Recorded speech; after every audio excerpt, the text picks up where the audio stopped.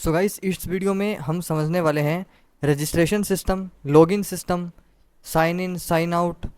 ये system backend में Node JS के थ्रू कैसे कंट्रोल किया जाता है, किस तरीके से यहाँ पर टोकन का यूज़ किया जाता है, कुकी का यूज़ किया जाता है, लोकल स्टोरेज का यूज़ किया जाता है, फ्रंट एंड में कैसे ये चीज़ें काम करती है और बैक एंड में कैसे ये चीज़ें काम करती है।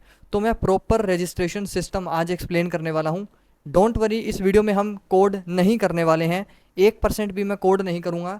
लेकिन ये एक वीडियो है जहाँ पर आपको पहले एक कंसेप्ट क्लियर कराया जाएगा कि आखिरकार एक रजिस्ट्रेशन सिस्टम कैसे काम करता है, एक लॉगिन लॉगआउट या साइन इन साइन आउट जिसे हम कहते हैं वो सिस्टम कैसे काम करता है, ऑथेंटिकेशन सिस्टम कैसे काम करता है जहाँ पर ये पता लगाया जाता है कि जो यूज़र है वो एक वैलिड यूज़र है या फिर इनवैलिड यूज़र है। और साथ ही साथ हम JWT जेसन वेब टोकन को भी डिस्कस करेंगे कि वो कैसे काम करता है। मेरी एक रिक्वेस्ट है कि इस वीडियो को पूरा देखिएगा। इस वीडियो में कंप्लीट नोड जेएस और फ्रंट एंड में रिएक्ट या नेक्स्ट जेएस से आपने जैसे भी आपने एक्सियोस का यूज़ करके या किसी भी आपने एपीआई लाइब्रेरी का यूज़ करके अपना डेटा को पोस्ट किया है, उस फ्लो को हम समझेंगे कि मान लीजिए फ्रंट एंड में रिएक्ट या नेक्स्ट जेएस है या एंगुलर है या व्यू है, ऐसा कोई भी फ्रेमवर्क चल रहा है और बैक एंड में उसका डेटा कौन हैंडल कर रहा है, नोड जेएस हैंडल कर रहा है। तो इसका जो प्रॉपर फंक्शनैलिटी है वो कैसे काम कर रहा है, किस तरीके से ऑथेंटिकेशन सिस्टम बनाया गया है, किस तरीके से रजिस्ट्रेशन हो रहा है, किस तरीके से यूज़र कहाँ जा रहा है, और जो टोकन है JWT टोकन है उसे कहाँ स्टोर कराना चाहिए, कहाँ स्टोर कराया जाता है, लोकल स्टोरेज में, सेशन स्टोरेज में या कुकीज़ में, और इन तीनों में क्या डिफरेंस है। ठीक है, और इसके साथ साथ JWT जेसन वेब टोकन के बारे में हम अच्छे से डिस्कस करने वाले हैं कि ये कैसे काम करता है। ठीक है, और ये किन चीज़ों से मिलकर बनता है, कैसे डिकोड होता है। तो आइए सबसे पहले शुरुआत करते हैं रजिस्ट्रेशन सिस्टम के साथ। देखिए दोस्तों, रजिस्ट्रेशन सिस्टम हम यहाँ पर ये मान लेते हैं कि ये जो बॉक्स है मैंने बनाए हैं यहाँ पर कुछ, तो ये पहले वाला बॉक्स है, इसे आप मान लीजिए ये हो गया आपका रजिस्ट्रेशन। ओके, ये आपका हो गया रजिस्ट्रेशन सिस्टम। ओके, तो ये पहले वाला है आपका रजिस्ट्रेशन सिस्टम। तो आइए ज़रा इसके बारे में डिस्कस कर लेते हैं। देखिए दोस्तों, रजिस्ट्रेशन सिस्टम का क्या है, यहाँ पर हम यूज़र से डिटेल्स फिल करवाते हैं, जैसे कि उसका फर्स्ट नेम, लास्ट नेम हो गया, ईमेल आईडी हो गया, पासवर्ड हो गया, क्योंकि यहाँ पर हम यूज़र को रजिस्टर करवा रहे हैं, साइन अप करवा रहे हैं। ध्यान दीजिएगा, रजिस्टर करने को ही साइन अप करना भी कहा जाता है। इस चीज़ पर ख़ास तौर से आप लोगों ने ध्यान देना है। तो हमेशा इस चीज़ का ध्यान रखिएगा कि रजिस्ट्रेशन को ही हम क्या कहते हैं, साइन अप करना भी कहते हैं। मैं लिख देता हूँ रजिस्ट्रेशन। ठीक है, रजिस्ट्रेशन को ही हम क्या कहते हैं, इसी का दूसरा नाम क्या है, इसी का दूसरा नाम है साइन अप। ठीक है, साइन अप करना कहते हैं रजिस्ट्रेशन को। तो यहाँ पर हम यूज़र से बेसिकली उसका डिटेल फिल करवाएंगे, जैसे कि भैया तुम अपना नाम वाम डालो, ईमेल डालो, या जो हमें फ़ोटो अगर अपलोड करवाना है कोई, उसे आधार का, किसी भी चीज़ का कोई वीडियो अपलोड करवाना है, तो वो सारी फील्ड्स कहाँ रहती है, उस फॉर्म में रहती है जो कि रजिस्ट्रेशन फॉर्म रहता है।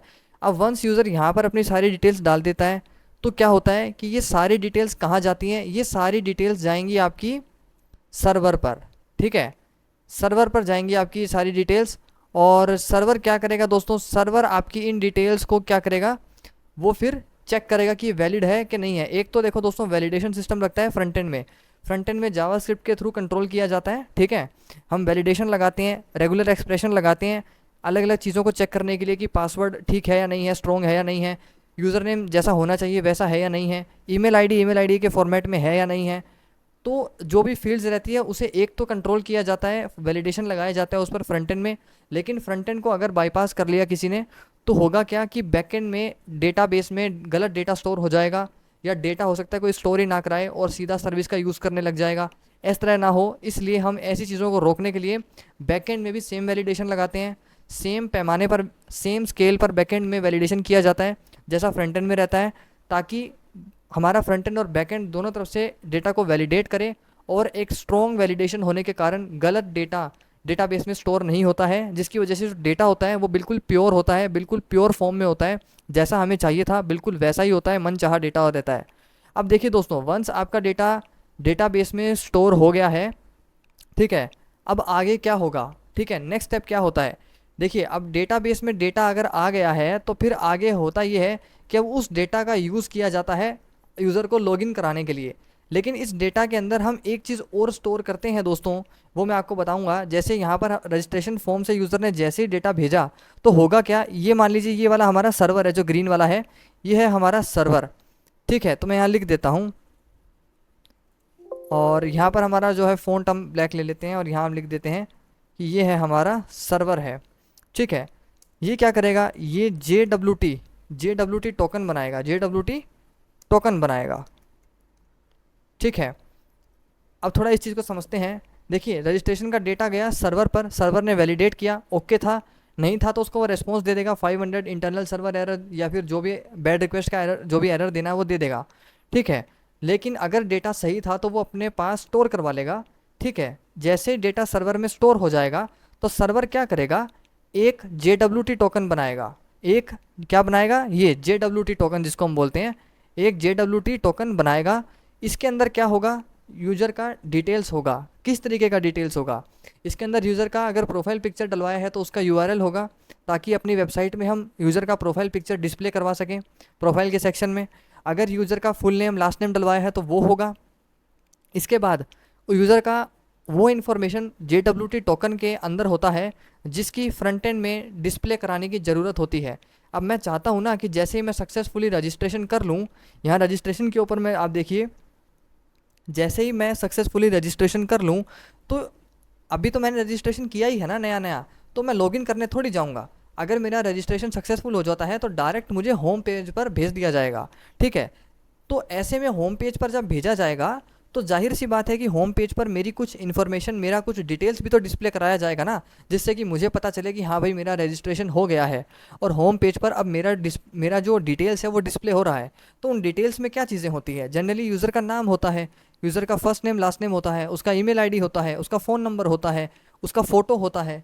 तो इस तरह की इन्फॉर्मेशन, बेसिक डिटेल्स जिससे कोई सिक्योरिटी को बड़ा खतरा नहीं है, और ऐसी बेसिक इन्फॉर्मेशन जो कि फ्रंट एंड पर डिस्प्ले करानी बहुत ज़रूरी है यूज़र को, ये एहसास दिलाने के लिए कि उसका रजिस्ट्रेशन हो चुका है।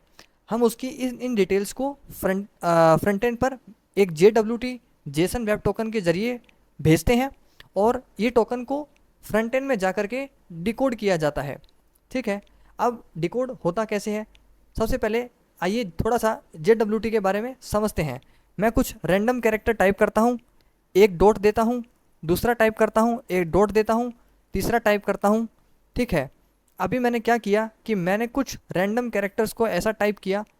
ओके, अभी आपको ये समझना है कि ये है एक जे डब्ल्यू टी, ये है जे टोकन। इस चीज़ को ज़रा समझिए कि ये है एक जे टोकन। एग्जाम्पल के लिए मान लीजिए कि ये एक जे टोकन है। अब मैं आपको जे टोकन का स्ट्रक्चर समझा रहा हूँ, बड़े ध्यान से समझिएगा। देखिए ये जो पहला वाला पार्ट रहता है एक जे के अंदर, ये जो पहला वाला पार्ट रहता है, डॉट से पहला का पार्ट रहता है जो, ठीक है, इसको बोलते हैं हम हेडर। इसमें हेडर से रिलेटेड इन्फॉर्मेशन रहता है सारा। ठीक है, और जो मिडल वाला पार्ट है डॉट का, मिडल वाला पार्ट है ये, इसके अंदर क्या रहता है, पेलोड। पेलोड का मतलब है जिसमें यूज़र का सारा डिटेल है, जिसके मैंने अभी मैंने डिस्कस किया था, यूज़र का नेम, ईमेल आईडी, पासवर्ड, जो इन्फॉर्मेशन हम फ्रंट एंड पर डिस्प्ले करवाना चाहते हैं वो सारा इन्फॉर्मेशन हम जब एनक्रिप्ट करते हैं तो एक जे के मिडल वाले पार्ट में वो होता है। ठीक है, मिडल वाले पार्ट में वो रहता है, उसको हम कहते हैं पेलोड, पहले वाले पार्ट को हम कहते हैं हेडर। ठीक है, और तीसरे वाला जो होता है ये एक्सपायरेशन वगैरह जो होता है जे का स्ट्रक्चर होता है, इसे अपने अंदर रखता है। तो मेन हमारे पास काम की चीज़ क्या होती है जे में, उसका जो मिडल वाला पार्ट है वो। ठीक है, क्योंकि वही हमारा पेलोड है। तो अब ये एनक्रिप्टेड फॉर्म में आता है इस तरीके से पूरा का पूरा एक टोकन। तो हम इसे जावास्क्रिप्ट के अटोब मेथड के ज़रिए, ये हमें बाय डिफ़ॉल्ट विंडो ऑब्जेक्ट के ज़रिए मिलता है। अडोब मेथड के अंदर हम क्या करते हैं, जे का जो है इसका zeroth index, sorry 1 index access करते हैं, क्योंकि अगर हम इस टोकन को स्प्लिट के ज़रिए तोड़ देंगे, क्योंकि यहाँ देखिए इस टोकन में बीच में डॉट होता है, तो अगर हम इस टोकन को तोड़ दें तो हमें 3 ये जो है एरे के अंदर हमें डेटा देता है स्प्लिट, और उस एरे के अंदर क्या होगा, 3 चीज़ें होंगी, पहला हेडर, दूसरा पेलोड और तीसरा ये। तो हमारे काम का कौन सा है जिसके ज़रिए हमें यूज़र का डिटेल मिलेगा, वो है ये दूसरा वाला।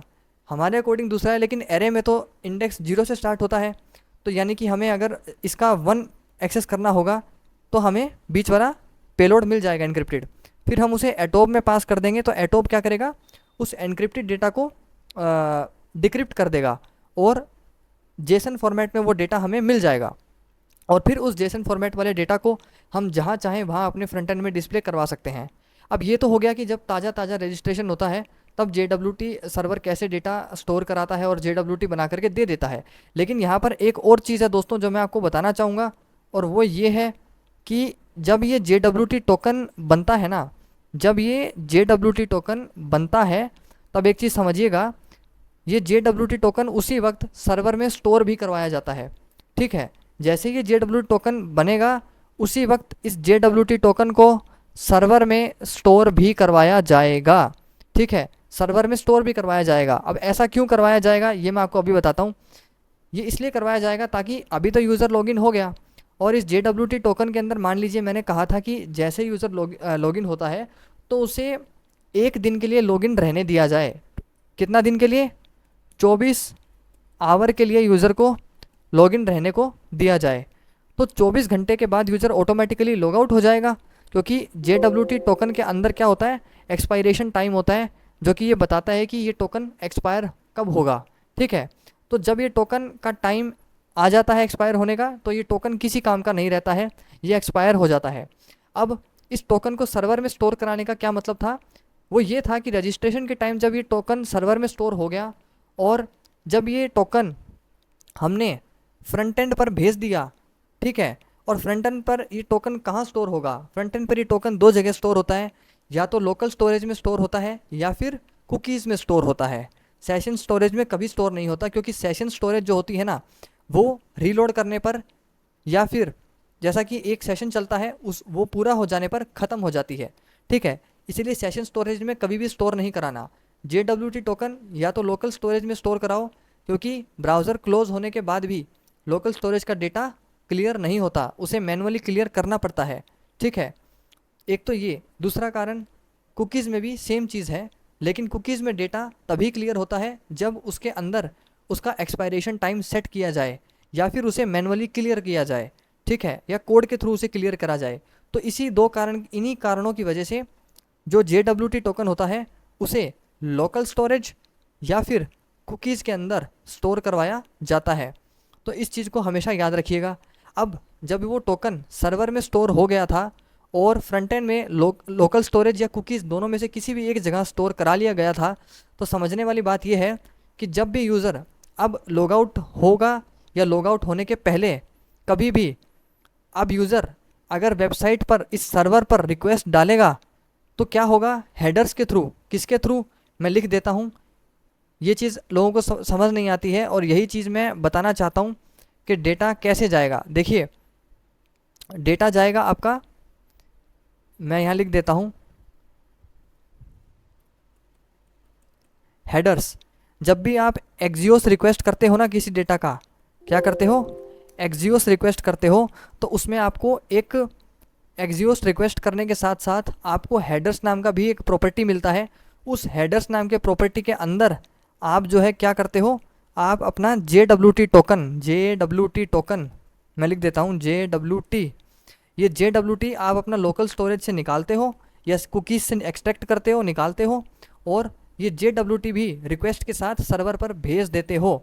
अब जैसे ये JWT सर्वर पर जाएगा तो होगा क्या कि सर्वर अपने अंदर स्टोर किए गए जो रजिस्ट्रेशन के टाइम जो JWT स्टोर हुआ था उसके साथ फ्रंट एंड से आए हुए JWT को मैच कराएगा। अगर दोनों मैच कर जाते हैं तो यूज़र ऑथेंटिकेटेड है, यूज़र वैलिड यूज़र है, उसे लॉगिन या तो रहने दिया जाएगा या उसे जो भी डेटा का उसने रिक्वेस्ट किया है इस एक्सियोस API के थ्रू वो डेटा उसे रिस्पॉन्स में प्रोवाइड करा दिया जाएगा। लेकिन अगर ऐसा नहीं होता है, जो यूज़र है वो इनवैलिड है या गलत है, तो होगा क्या कि यूज़र को सर्वर की तरफ से एरर का रिस्पॉन्स आ जाएगा और उसे बता दिया जाएगा कि आप लॉग आउट हो चुके हैं, आपका टोकन एक्सपायर हो गया है, सेशन का जो है वो टाइम वो एक्सपायर कर गया है, आपको दोबारा से लॉगिन करना है और उसे लॉगिन पेज पर रीडायरेक्ट कर दिया जाएगा।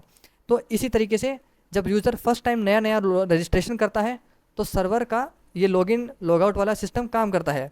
अब बात करते हैं आगे कि जब यूज़र ने रजिस्ट्रेशन कर लिया और उसके बाद लॉग आउट कर दिया अब जब वो दोबारा से लॉगिन करेगा तब क्या होगा, तो तब उसे सबसे पहले लॉगिन पेज पर भेजा जाएगा, या यूज़र मैनुअली किसी भी बटन पर क्लिक करके वहाँ पर लॉगिन पेज पर जाएगा। तो लॉगिन पेज पर क्या होता है, लॉगिन पेज पर रहता है दोस्तों यूज़र का ईमेल आईडी और पासवर्ड। अब वहाँ पर यूज़र अपना, अब ये डिपेंड करता है आपकी वेबसाइट में कि आप ईमेल से करवा रहे हो, फ़ोन नंबर से करवा रहे हो, या किस चीज़ के, या यूज़र नेम के थ्रू करवा रहे हो, या फिर आप इन तीनों चीज़ों का ही यूज़ कर रहे हो। तो जनरली क्या रहता है कि ईमेल आईडी और पासवर्ड लिया जाता है, तो वहाँ पर यूज़र से उसका ईमेल आईडी और पासवर्ड लिया जाएगा। ठीक है, यूज़र से उसका ईमेल और उसका पासवर्ड लिया जाएगा, और वो ईमेल और पासवर्ड को हम क्या करेंगे, उसे हम फिर से सर्वर पर भेज देंगे। कहाँ भेजेंगे, सर्वर पर भेजेंगे। और जाहिर सी बात है, जब ये लॉगिन ईमेल आईडी और पासवर्ड भेजा जाएगा तो सर्वर पर ये जाएगा, और सर्वर क्या करेगा, सबसे पहले तो ईमेल को मिलाएगा कि ये जो ईमेल है, ये ईमेल एक वैलिड ईमेल है या नहीं। कैसे, सर्वर के पास रजिस्ट्रेशन के टाइम ईमेल स्टोर हो गया था, तो अब सर्वर क्या करेगा, सर्वर पता करेगा कि ये जो ईमेल सबसे पहले मेरे पास आया है, क्या ये वही ईमेल है जो मैंने रजिस्ट्रेशन के टाइम स्टोर किया था। अगर ये ईमेल सेम होता है तो उसके बाद नेक्स्ट स्टेप रहता है कि सर्वर इस पासवर्ड को अपने यहाँ स्टोर हुए एनक्रिप्टेड पासवर्ड से मैच करवाएगा। एक चीज़ मैं बता दूं, सर्वर में रजिस्ट्रेशन के टाइम जो पासवर्ड आप स्टोर कराते हो, वो पासवर्ड डायरेक्ट स्टोर नहीं करवाया जाता है, उसे एनक्रिप्ट करा करके, हैश करा करके स्टोर कराया जाता है। तो लॉगिन के समय यूज़र का ईमेल आईडी पहले मैच होगा कि वो ईमेल आईडी क्या वही ईमेल आईडी है जो सर्वर में स्टोर किया गया था रजिस्ट्रेशन के टाइम। अगर वो ईमेल आईडी सेम है, मैच करता है, तो फिर आगे पासवर्ड पर काम किया जाता है, पासवर्ड को मैच करवाया जाता है। और ये एक बिल्ट इन फंक्शन होता है हमारे पास, जहाँ पर हम पासवर्ड वेरीफाई कराते हैं। हमारा रो पासवर्ड, यानी कि जो रो फॉर्म में होता है बिल्कुल, जिसे कि हम पढ़ सकते हैं, उसे हैश पासवर्ड के साथ मैच करवाया जाता है। वो सिर्फ दो ही चीज़ रिटर्न करता है, ट्रू या फॉल्स। फॉल्स तब आता है जब यूज़र का नॉर्मल पासवर्ड हैश किए गए पासवर्ड से मैच नहीं करता है, और ट्रू तब आता है जब यूज़र का पासवर्ड हैश किए गए पासवर्ड से मैच कर जाता है। अब आप जानते हो कि अगर ईमेल आईडी या पासवर्ड में से कोई भी चीज़ मैच नहीं करा, ईमेल आईडी अगर मैच नहीं करा, तो सर्वर से रेस्पॉन्स क्या आएगा कि आपका ईमेल आईडी इनवैलिड था, ईमेल आईडी हमारे डेटाबेस में एग्जिस्ट ही नहीं करता है, तो यूज़र लॉगिन नहीं कर पाएगा। और अगर ईमेल मैच कर जाता है तो फिर पासवर्ड पर बात आ जाती है कि पासवर्ड आपका मैच किया या नहीं किया। लेकिन कभी भी एक बात याद रखना, यूज़र को ये नहीं बताना कि आपका प्रॉपर ईमेल आईडी गलत है या पासवर्ड गलत है। उसे हमेशा यही कहना कि आपका ईमेल आईडी और पासवर्ड दोनों ही मैच नहीं किया, या फिर इन दोनों में से कोई एक चीज़ मैच नहीं करी। मेरा कहने का मतलब ये है कि क्लियरली उसे ये नहीं बताना कि आपका पासवर्ड तो ठीक है लेकिन ईमेल गलत है, या फिर ईमेल तो ठीक है पासवर्ड में गलती है। ऐसा इसलिए नहीं करना क्योंकि अगर हैकर ने अटैक करने का कोशिश किया, या हैकर ने किसी तरीके से ईमेल आईडी और पासवर्ड को इंजेक्ट करने का कोशिश किया, तो उसमें उसे ये पता चल जाएगा कि उसने जो ईमेल डाला है वो तो बिल्कुल ठीक है, अब बात सिर्फ पासवर्ड पर आ गई है, तो वो सिर्फ पासवर्ड के लिए ट्राई करेगा। इससे हैकर का टाइम बच जाएगा, हैकर को ये गारंटी हो जाएगा कि मैं सही ईमेल आईडी पर काम कर रहा हूँ, और हमारा ये एक बहुत बड़ा वल्नरेबिलिटी बन जाएगा हमारे रजिस्ट्रेशन सिस्टम में। ठीक है, तो इसीलिए हमेशा यूज़र को यही दिखाना है कि आपका ईमेल आईडी और पासवर्ड दोनों में से कोई एक गलत है, एग्जैक्ट नहीं बताना कि क्या चीज़ गलत है। ओके, अब अगर दोनों चीज़ मैच कर जाती है, सर्वर में पासवर्ड भी सही निकलता है, ईमेल आईडी भी सही निकलता है, तो फिर एक रेस्पॉन्स आता है सर्वर से। और अगेन जब सर्वर से रेस्पॉन्स आएगा तो एक नया JWT टोकन सर्वर बनाएगा, अगेन वही यूज़र का डिटेल देगा, और वो पेलोड वो सारा JWT लेकर के आएगा अपने साथ एक एक्सपायरेशन टाइम के साथ। अब वो आप पर डिपेंड करता है कि आप कितने समय का एक्सपायरेशन टाइम देते हैं, 1 सेकंड, 1 घंटा, 1 दिन, 1 हफ्ता, 1 महीना या 1 साल। ये आपके ऊपर डिपेंड करता है उस JWT टोकन को कब एक्सपायर होना है, उसका एक्सपायरेशन टाइम कितना रहेगा, ये आपके ऊपर डिपेंड करता है, डेवलपर के ऊपर डिपेंड करता है। अब जब डेवलपर ने वो टोकन भेज दिया, यहाँ से टोकन आएगा, और वो टोकन फिर से क्या होगा, कहाँ जाएगा, लोकल स्टोरेज, लोकल स्टोरेज या कुकीज़ में स्टोर कराया जाएगा। ठीक है, इन दोनों में से किसी एक जगह स्टोर कराया जाएगा। अब जब यूज़र ने सही लॉगिन कर लिया है तो सबसे पहले आया टोकन, तो हम ये देखेंगे कि क्या यूज़र का JWT टोकन हमें सर्वर से आया, और रेस्पॉन्स में साथ में JWT के साथ साथ सक्सेस का मैसेज आया। जैसे ही रेस्पॉन्स स्टेटस कोड हमें क्या मिलेगा, 200, जब भी 200 कोड आता है इसका मतलब होता है ओके सब कुछ ठीक है, और साथ में हमें मिलता है JWT। ये चीज़ें जब हमें मिल जाती है तो इसका मतलब है कि यूज़र ने सही क्रेडेंशियल्स डाले थे। अब यूज़र को वापस से प्रोफाइल के पेज पर या जहाँ भी भेजना है भेज दो, और यूज़र का इन्फॉर्मेशन JWT से एनकोड करके डिकोड करके हम डिस्प्ले करा देते हैं। और उससे पहले क्या होता है कि JWT को लोकल स्टोरेज या कुकीज़ में स्टोर करा दिया जाता है, ताकि यूज़र को बार बार लॉगिन ना करना पड़े जब तक कि उसका टोकन एक्सपायर ना कर जाए। ठीक है, तो आई होप इतना समझ में आ गया होगा। अब इससे आगे चलते हैं और समझते हैं कि लोकल स्टोरेज या कुकीज़ दोनों में से किस में टोकन को स्टोर कराया जाता है और क्यों। देखिए दोस्तों, लोकल स्टोरेज में अगर आप स्टोर कराते हैं अपने JWT टोकन को, तो जाहिर सी बात है कि लोकल स्टोरेज JWT के अंदर का एक्सपायरेशन टाइम नहीं पढ़ सकता है, क्योंकि वो लोकल स्टोरेज है। JWT में जो एक्सपायरेशन टाइम दिया जाता है उसे कुकीज़ पढ़ सकता है।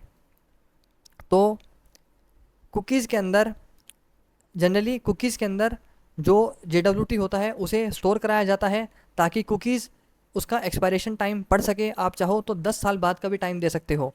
कुकीज़ इतना ज़्यादा एक्यूरेट होता है, ठीक उसी दिन, उसी समय, उसी सेकंड, उसी मिनट पर आपका टोकन एक्सपायर होगा 10 साल के बाद।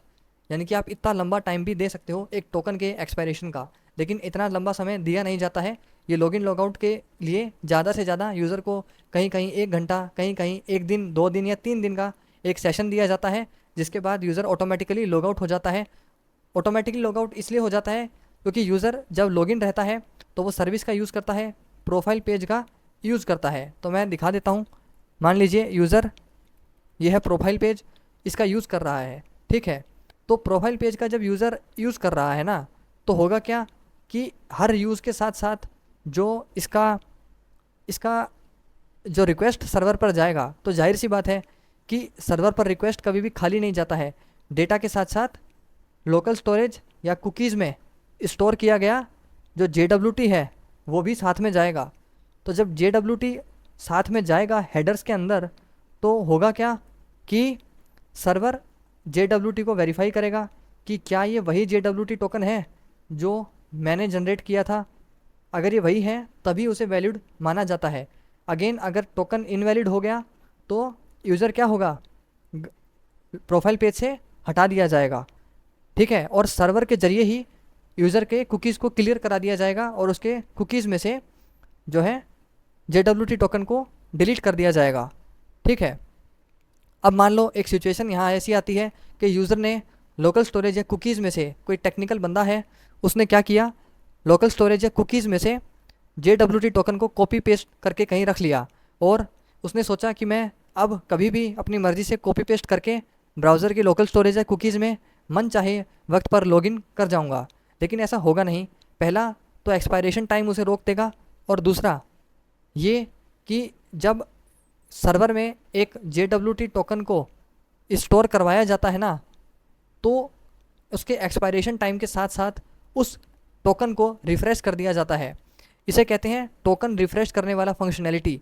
इसका मतलब ये होता है कि जैसे ही एक नया टोकन सर्वर जनरेट करके देता है, उसी वक्त उसे अपने अंदर स्टोर कर लेता है, ताकि जब हेडर्स के ज़रिए, एक्सियोस रिक्वेस्ट के ज़रिए जब टोकन फ्रंट एंड से बैक एंड पर आएगा तो उसे वेरीफाई भी कराया जा सके, मैच करवाया जा सके कि दोनों सेम है या नहीं। और अगर एक्सपायरेशन टाइम से ज़्यादा हो जाता है तो सर्वर ऑटोमेटिकली अपने अंदर एक नया टोकन जनरेट करके स्टोर कर लेता है और पुराने वाले को डेटाबेस में रिमूव कर देता है, ताकि अगर यूज़र 2-3 दिन के बाद कॉपी पेस्ट किए हुए JWT टोकन को अगर वापस से चिपका करके लॉगिन करने का कोशिश करेगा तो दोनों टोकन अलग अलग होंगे। सर्वर वाला टोकन नया होगा और फ्रंट एंड से आया टोकन भी अलग होगा, पुराना होगा, तो आपस में मैच नहीं करेंगे और यूज़र इनवैलिड हो जाएगा।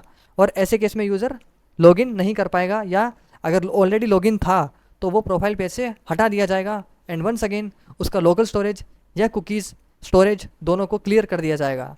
सो गाइज़, आई होप आपको ये रजिस्ट्रेशन, लॉगिन, लॉगआउट सिस्टम समझ में आया होगा। लॉगआउट सिस्टम भी थोड़ा सा बता देता हूँ, वो मुश्किल नहीं है बिल्कुल भी। लॉगआउट में क्या होता है, सिंपल सा है कि प्रोफाइल पेज का जब भी एक्सेस होता है तो फ्रंट एंड में हर बार ये चेक किया जाता है फ्रंट एंड के जावास्क्रिप्ट कोड के ज़रिए कि क्या लोकल स्टोरेज में या कुकीज़ में JWT टोकन मौजूद है या नहीं है। अगर JWT टोकन मौजूद नहीं है तो जाहिर सी बात है प्रोफाइल पेज का एक्सेस यूज़र को नहीं होगा। लेकिन अगर JWT टोकन कुकीज़ में या लोकल स्टोरेज में मौजूद है तो यूज़र एक वैलिड यूज़र है और उसे तुम लॉगिन रहने दो, ठीक है। तो अगर जब आपको यूज़र को लॉग आउट कराना हो तो सिंपल सा एक काम कर देना, उसके लोकल स्टोरेज में से या फिर उसके कुकीज़ में से उसका JWT टोकन रिमूव कर देना या डिलीट कर देना। जैसे टोकन डिलीट हो जाएगा ऑटोमेटिकली फ्रंट एंड वाले कोड को पता चल जाएगा कि टोकन रिमूव हो गया है। इसका मतलब कि यूज़र को अब प्रोफाइल पेज से हटा दो और उसे वापस से कहाँ ले जाओ, लॉगिन पेज पर ले जाओ, ठीक है।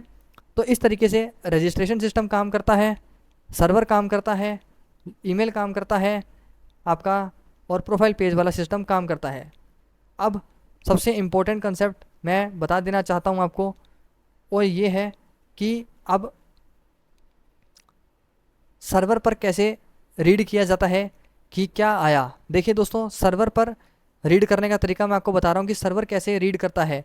एक्सियोस में आपको मैंने बताया कि हेडर्स भेजा जाता है, वैसे ही सर्वर में भी हेडर को एक्सेप्ट किया जाता है। कैसे एक्सेप्ट किया जाता है, वहाँ पर कोड कुछ ऐसा होता है कि दो पैरामीटर्स होते हैं एक फंक्शन में, एक होता है रिक्वेस्ट पैरामीटर और उसके साथ दूसरा होता है रेस्पॉन्स पैरामीटर। तो होता क्या है कि रिक्वेस्ट के अंदर से जो है हेडर्स को रीड किया जाता है कुछ इस तरीके से, रिक्वेस्ट डॉट हेडर्स के अंदर से रीड किया जाता है। किस चीज़ को रीड किया जाता है दोस्तों, ये मैं आपको बता देता हूँ। इसमें से रीड किया जाएगा दोस्तों आपका JWT टोकन, ठीक है। और वो कुछ इस तरीके से रीड किया जाता है कि एक्स आउथ टोकन, ठीक है। इस तरीके से रीड किया जाता है कि सर्वर पर जो भी रिक्वेस्ट आया है वो रिक्वेस्ट के अंदर से, इस रिक्वेस्ट के अंदर से हेडर्स लिखा जाता है और हेडर्स के अंदर से इस तरीके से एक्स ऑथ टोकन को रीड किया जाता है। तो ये x auth token automatically front end के हेडर ने जो ये टोकन JWT टोकन भेजा है अपनी लोकल स्टोरेज या कुकीज़ में से निकाल करके ये उसे निकाल करके दे देता है, और फिर इस एक्स ऑथ टोकन को किसी भी वेरिएबल में स्टोर करा लिया जाता है और फिर उसे बैकएंड में डेटाबेस से मैच करवा लिया जाता है। सो आई होप गाइज ये पूरा का पूरा रजिस्ट्रेशन, लॉगिन, लॉगआउट, ये जितना बड़ा फंक्शनैलिटी था ये सारा आपको क्लियर हो गया होगा। आपका एक एक डाउट आज क्लियर हो गया होगा कि यूज़र कैसे रजिस्ट्रेशन करता है, कैसे लॉगिन करता है, कैसे लॉगआउट करता है, कैसे JWT काम करता है। सो मैं जितना बेहतर तरीके से आपको समझा सकता था मैंने समझाने का कोशिश किया है। ये कॉन्सेप्ट अपने आप में इतना इतना बड़ा था ना कि इस पर एक सेपरेट वीडियो बनाने का ज़रूर था। साथ के साथ कोड करता तो वही खिचड़ी वाली बात हो जाती जो और चैनल्स ने ऑलरेडी बहुत किया हुआ है यूट्यूब पर। तो इसीलिए मैंने आज आपको समझाया है कि आखिर JWT टोकन कैसे काम करता है, फ्रंट एंड में कैसे उसे भेजा जाता है, कहाँ उसे फ्रंट एंड में स्टोर किया जाता है, क्यों स्टोर किया जाता है, क्यों कैसे रीड किया जाता है, और ये पूरा फंक्शनैलिटी कैसे एक्चुअल में काम करता है। और ये फंक्शनैलिटी दोस्तों मैंने आपको जो है इंडस्ट्री लेवल का बताया है, ना कि आपको मैंने जो यूट्यूबर्स जो आपको बच्चों वाला कोड करके दिखाते हैं उसके लेवल का, ये इंडस्ट्री लेवल पर बताया है। मैं एक सॉफ्टवेयर इंजीनियर हूँ तो मैं जानता हूँ कि लाइव प्रोजेक्ट्स पर, इंडस्ट्री लेवल पर जो प्रोजेक्ट्स होते हैं वो कैसे काम करते हैं। आज मैंने आपको वही लॉजिक एग्जैक्टली एक्सप्लेन किया है। सो गाइज़ मेरी इस मेहनत को एक लाइक, एक शेयर और चैनल को सब्सक्राइब ज़रूर कीजिएगा।